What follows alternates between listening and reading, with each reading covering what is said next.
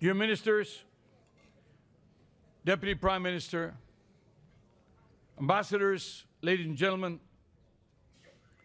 I'd now like to move to the next session of the joint program between the OECD Forum and the Ministerial Council meeting. This is a link-up between the two.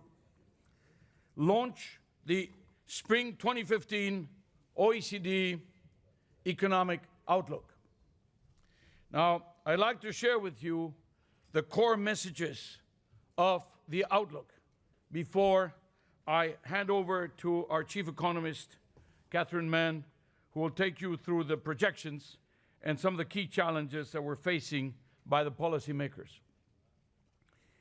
In our new economic outlook, we show that the world economy remains stuck in a low-growth equilibrium of low investment, high unemployment, low productivity, and low wage growth. Years of weak investment, years of weak consumption have dragged down potential growth, which in turn has reduced investment prospects for our companies and employment prospects for our citizens.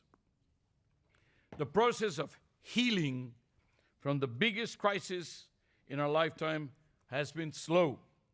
We are still suffering from the legacies. A major concern about the world today is why investment, both public and private, has not recovered faster. Like it did in previous crises. We had a pickup that was a lot more, brisk before. Despite substantial monetary accommodation in most economies, a generally neutral fiscal stand, where a lot of the fiscal consolidation was front-loaded and was done. In most large economies, you even have the benefit of very low interest rates, low prices of oil, but investment has not responded, and productivity growth has continued to decline. As I mentioned a moment ago, we basically are seeing that the norm seems to be very, either sluggish or flat or falling productivity growth. In fact, low investment and low productivity growth are intrinsically linked. Companies that do not invest enough are unable to draw the maximum benefit from technological innovations. This explains in part why the gap in productivity between companies in the technology frontier and the other companies that are supposed to benefit from what the leaders do, that gap is growing. The distance and the time it takes is growing. The big question we face today is the extent to which investment will strengthen after years of sluggishness. And this is why investment is the core theme of this meeting. It's not a coincidence that is also one of the three I's in the G20 agenda under the Turkish presidency. Our growth projection rests on the assumption that annual investment growth gradually recovers from 2.7 last year to around 4% in 2016. This is not the world growth, but the growth of investment. Now, with a pickup in investment, we could see the global economy jolt to a higher growth equilibrium, but also one that creates more employment and more consumption. Let me just give you one example. Normally in Spain, you would need about 2.5% to 3% to create the first new job. In the case of Spain today, Spain is growing now this year, perhaps closer to the 3%. Actually, we're seeing that they could approximate that. But the question is, last year, with a much lower rate of growth, they created almost 500,000 jobs. This year, they're about to create 600,000 to 700,000 jobs. So that means they've lowered the threshold of the minimum rate of growth that is required in order to create the first job, because they have made a number of reforms. And that is why the question of reform is so critical.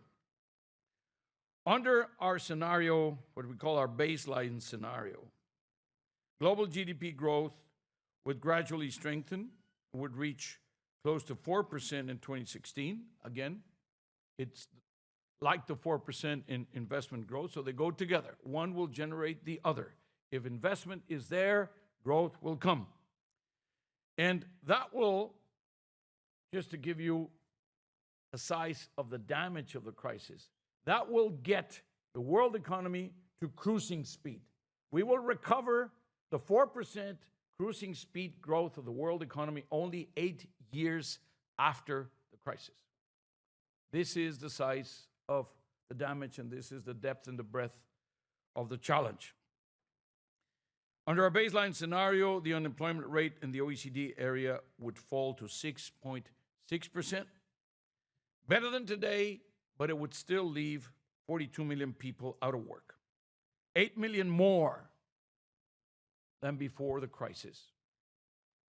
Together, with still growing inequality, such high levels of unemployment, of course, are socially unacceptable, but they are a major drag on growth. Both the assumptions about such a recovery and investment cannot be taken for granted. We're saying if investment happens, if the reforms happen, growth will happen. But it is not just a question of wishing that it will happen.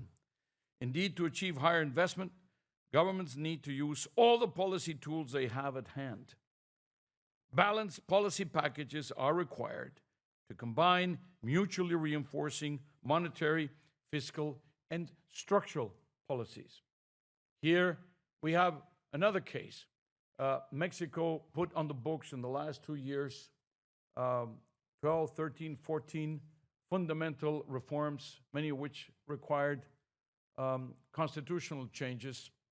But of course, now they are starting to see some of those results. And even with a slowdown in the world economy, even with a drop in the price of oil, the Mexican economy has held relatively well, of course, accompanied by very prudent financial management and fiscal management.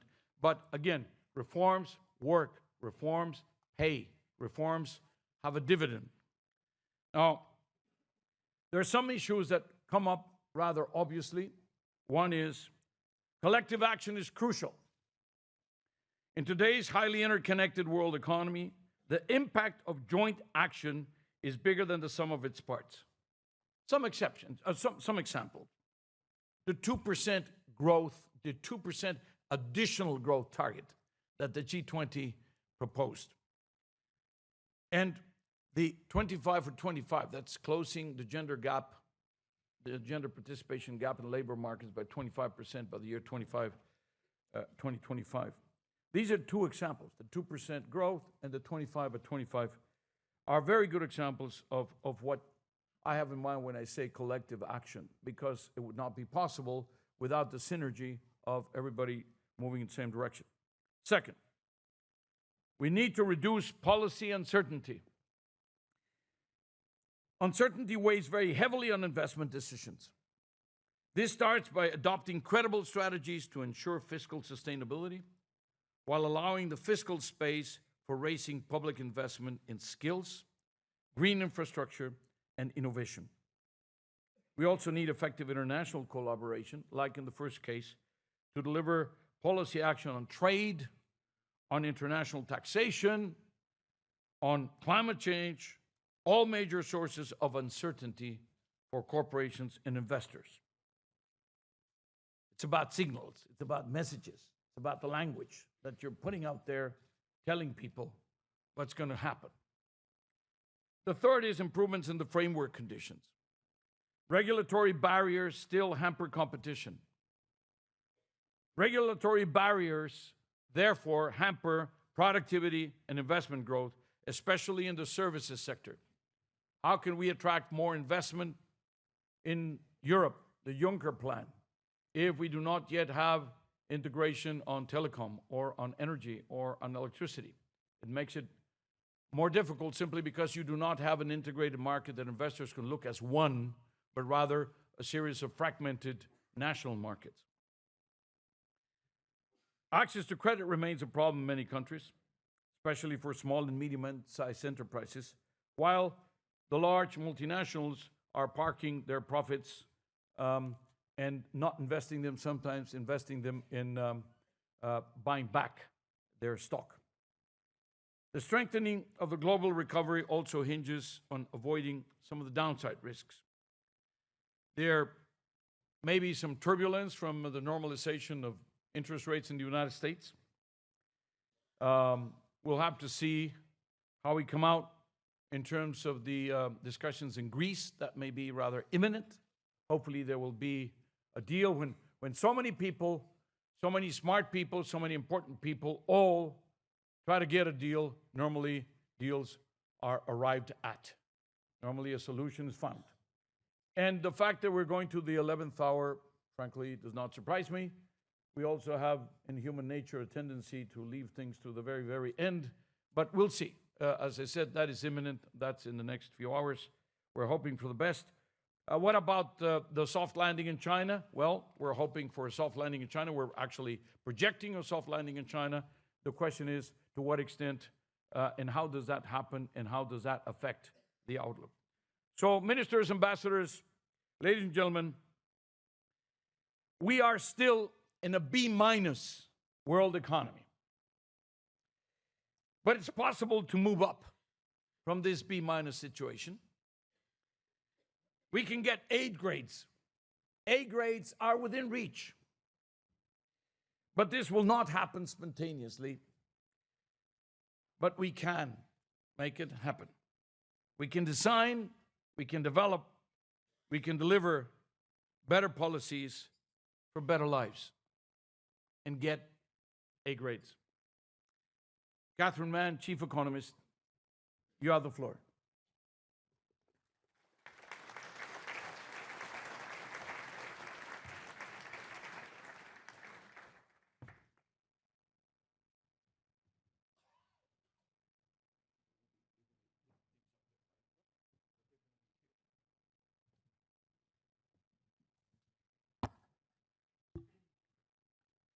So I'm sure all of you remember being students, right? And you remember that this is the time of year when you have final exams. And so whether, we're looking at an A, B-, if you're Anglo-Saxon, United States, or whether we're looking for, the grades, the marks, whatever the way you grade your performance or the way your teachers graded your performance, this is the time of year when you get the graded performance. So that's why we use this metaphor of investment and the B- global economy and how to get a better grade. So I hope the slides will appear somewhere. Ah, there they are. Good. They're not down here, but that's okay. So why are we in a B- economy, and how do we get to the better grades?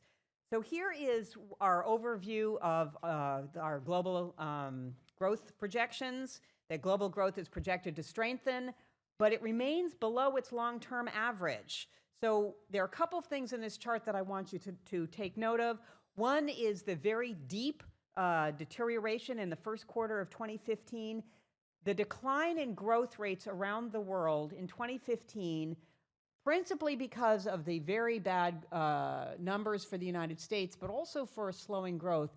This decline, or the slowdown in global growth in 2015, is the largest dip since the onset of the global recession. So in terms of, you get a sense of how deep the baseline came down in 2015 Q1, it's a sense it is as bad as the global recession. Now, we are projecting a rebound up to a 3.8% growth rate for the global economy as a whole, which is in the center line. And you can see, though, that remains below the 4% average from the 1990s, 2000s. And even if we were to take a longer-term average, that would still be true. For the OECD as a whole, a little bit lower. And then, of course, for the non-OECD economies in the green, the slowdown there is more dramatic as we go through the projection horizon. How do we get to the projected improvements that we do expect to see. One is that we do have reduced fiscal drag. This is particularly true for many countries except for Japan.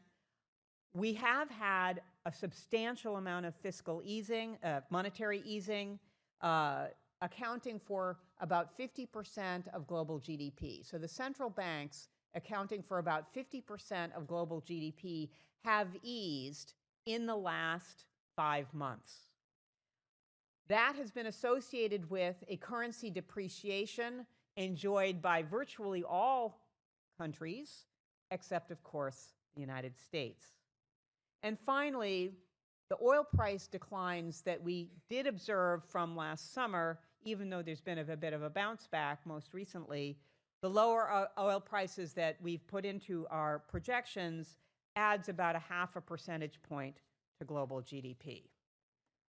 So this is an improvement in growth. Why do we only give this improvement a B-? Why don't we give it a better grade? After all, it's kind of gone back to average, what we had before. So why is that not good enough?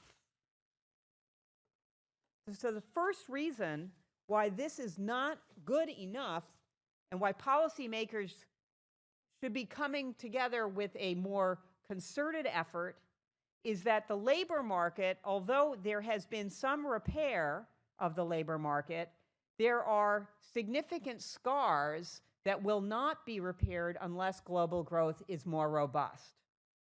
Yes, it is true that unemployment has fallen in most economies. The unemployment rate has fallen, but it remains above where it was in 2007. Yes, it is true that wages have recovered a little bit, and we are projecting them to increase a little bit more, but they still remain basically flat. 8 million people remain unemployed compared to the peak.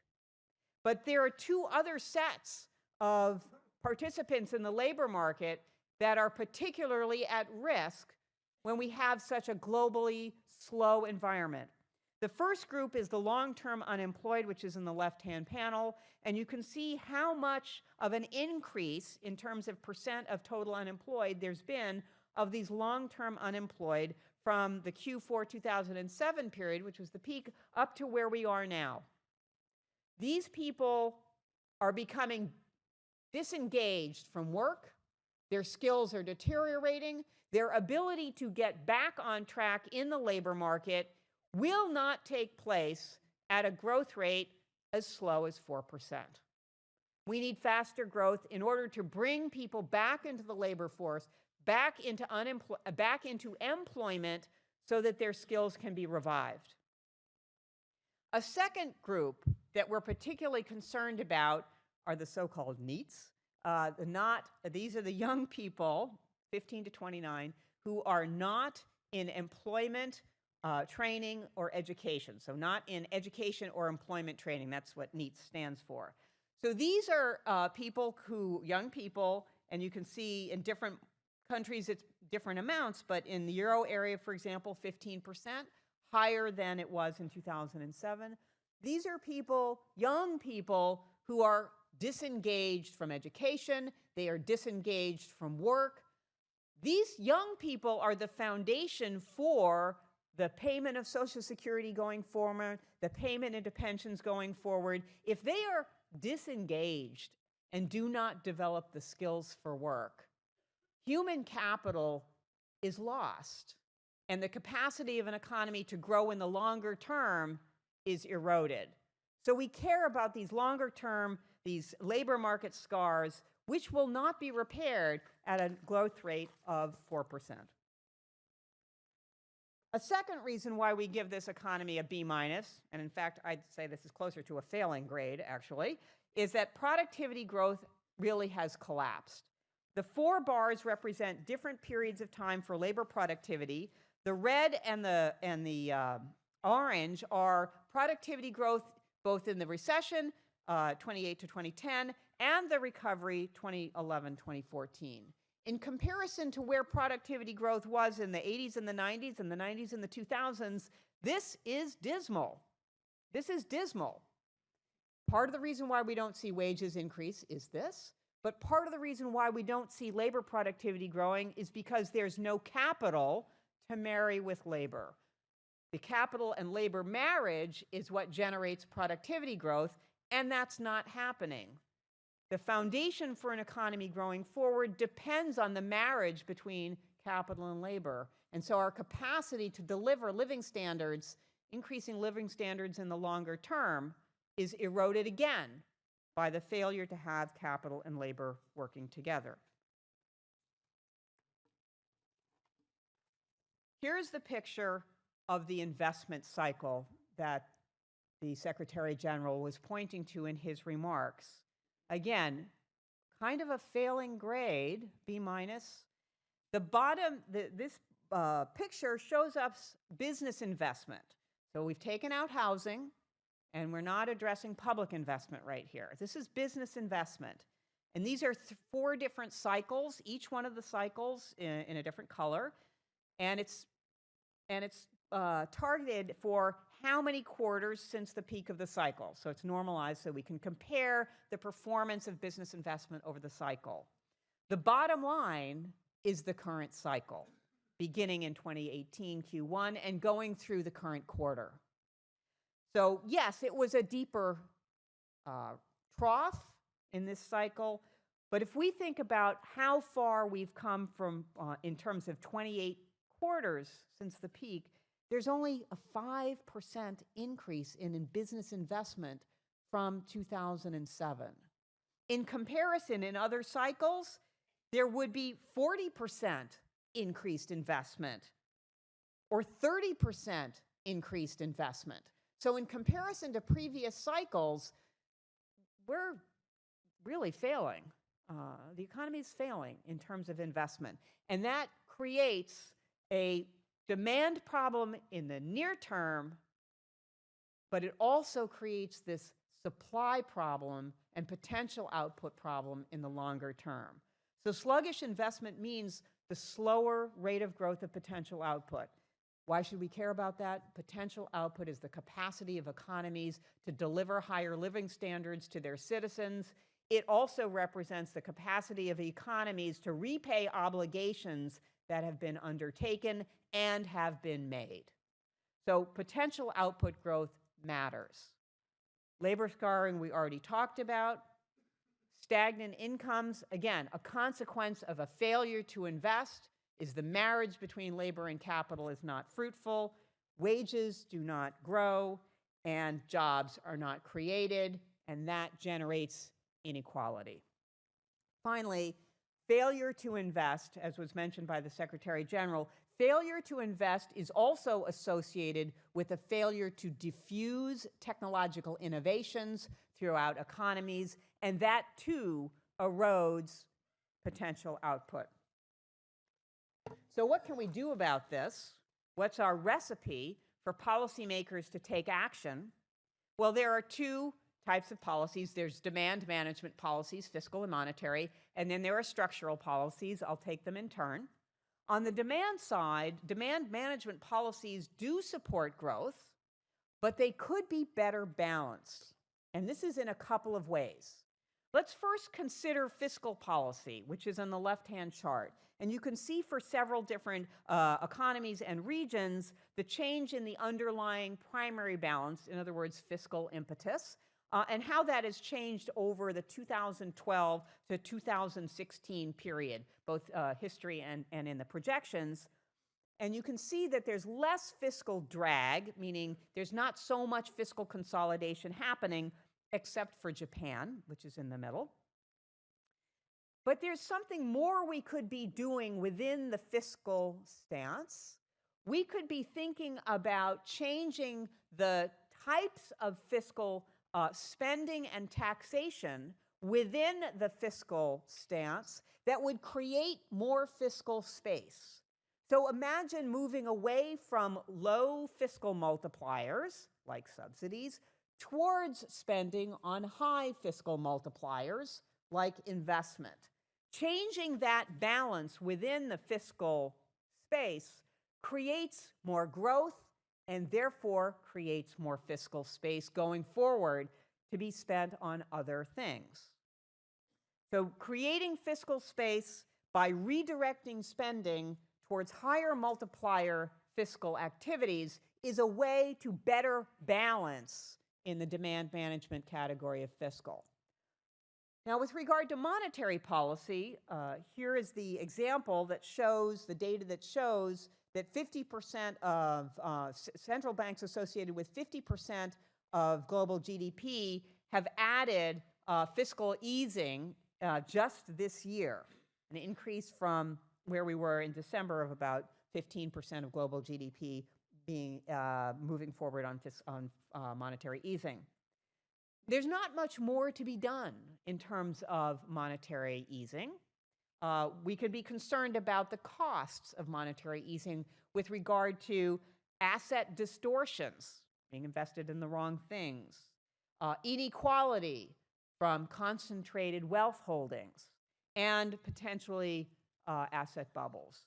So in terms of the balance of policies, the balance is with regard to choice of fiscal instruments, and the balance is not so much more dependence on monetary policy. Now, there's also structural policies that we can consider, and I'd like to go through an example of how structural policies and demand policies can work together to promote investment.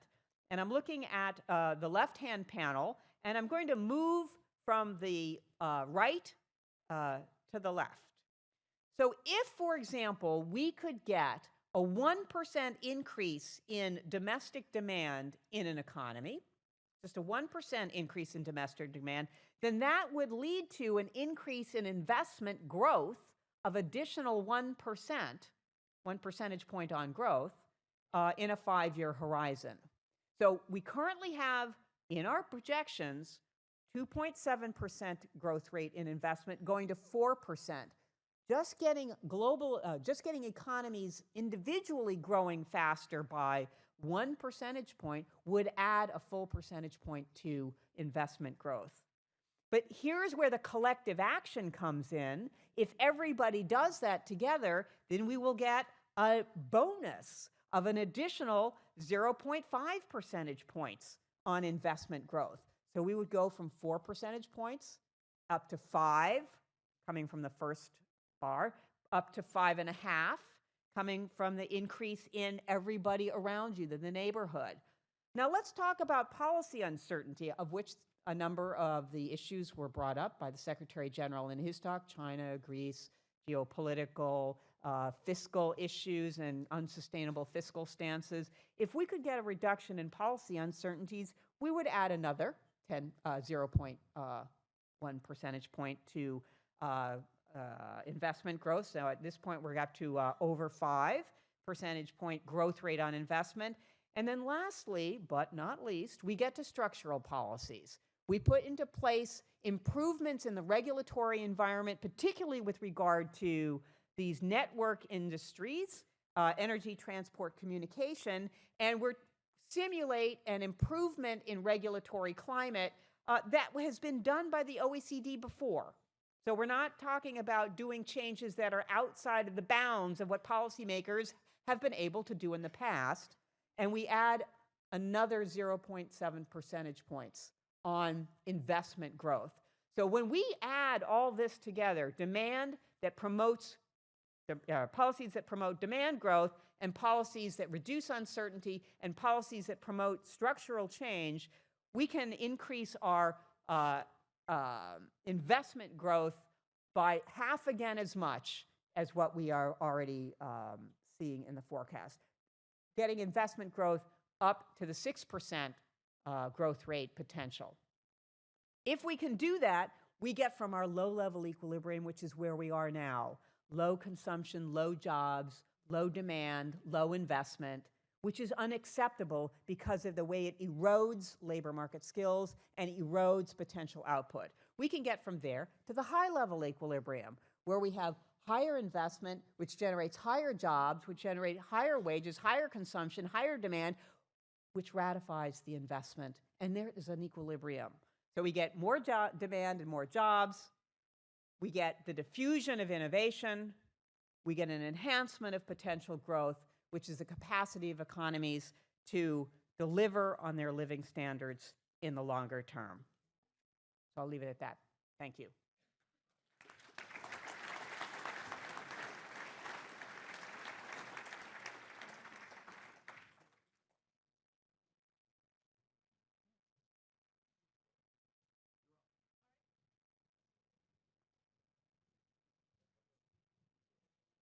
Good morning, everyone. So could I ask all of my panelists, I think we're going straight to the first panel. Is that right? Would you like to say a couple of words, Secretary General? Yeah? So can I have my